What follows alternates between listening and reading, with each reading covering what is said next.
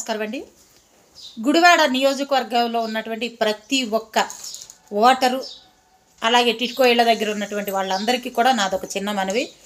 Telugu Desam party అనేది ప్రజల కోసం పనిచేసే పార్టీ. స్వచ్ఛందంగా మా తెలుగుదేశం పార్టీలో ఆఖరికి ఒక పేద కార్యకర్తకు కూడా ప్రజల దగ్గర డబ్బులు తీసుకునే అలవాటు లేదు. స్వచ్ఛందంగా నారా చంద్రబాబు నాయుడు గారి ఆదేశాన్ని, నారా లోకేష్ గారి ఆదేశాన్ని ఫాలో అవుతాం తప్ప ఎక్కడా కూడా మా సొంత నిర్ణయాలు చెయ్యం. ఎందుకంటే ఈరోజు మాట్లాడడానికి కారణం గుడివాడ నియోజకవర్గంలో వైసీపీ నుంచి మా గురువుగారే పంపించుంటారు కొందరిని టీడీపీలో జాయిన్ అవ్వండి అని.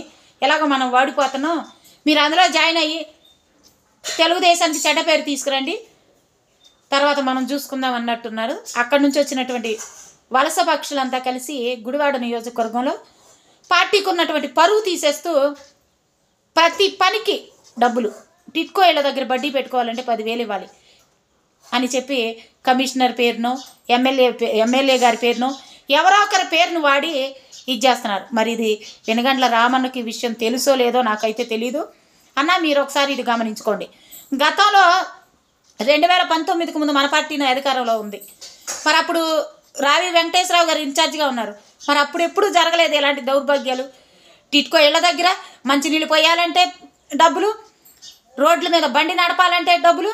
ఇంత దారుణంగా ఈ వైసీపీ బ్యాచ్ ప్రవర్తిస్తుంటే తెలుగుదేశానికి గుడివాడలో ఉన్న పరువు పోతుంది. ఎవరికీ ఏం నొప్పేం లేదండి, ఎందుకంటే వాళ్ళు వలస పక్షులు.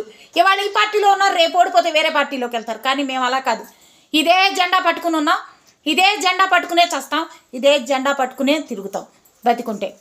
మరి మాకు బాధగా ఉంది.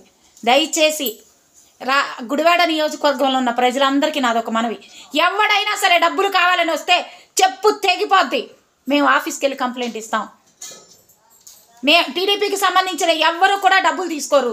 ఎవడరా నువ్వు, ఎందుకు వచ్చావు మమ్మల్ని డబ్బులు అడుగుతాకి? మాకేదన్నా కావాలంటే మేము ఆఫీస్కి వెళ్ళి పార్టీ ఆఫీస్లో ఎమ్మెల్యే గారు ఉన్నారు, రావి గారు ఉన్నారు, అడుగుతాం అని మీరు మాట్లాడండి. అంతే తప్ప వారు అడిగారు కదా అని డబ్బులు ఇచ్చేసి తర్వాత పార్టీ మీద అబండాలు వేయొద్దని చెప్పి ప్రతి ఒక్క నియోజకవర్గ ప్రజలకి తెలియజేసుకుంటూ సెలవు తీసుకుంటున్నా. మీ అసలేటి నిర్మల. చూసారు కదండి, మరి ఈ వీడియో కనుక మీకు నచ్చినట్లయితే ఒక లైక్ కొట్టేసి మీ అభిప్రాయాన్ని కూడా కామెంట్ బాక్స్లో తెలియజేస్తూ ఇలాంటి ఇంట్రెస్టింగ్ అప్డేట్స్ కోసం మా ఛానల్ని సబ్స్క్రైబ్ చేసుకోండి.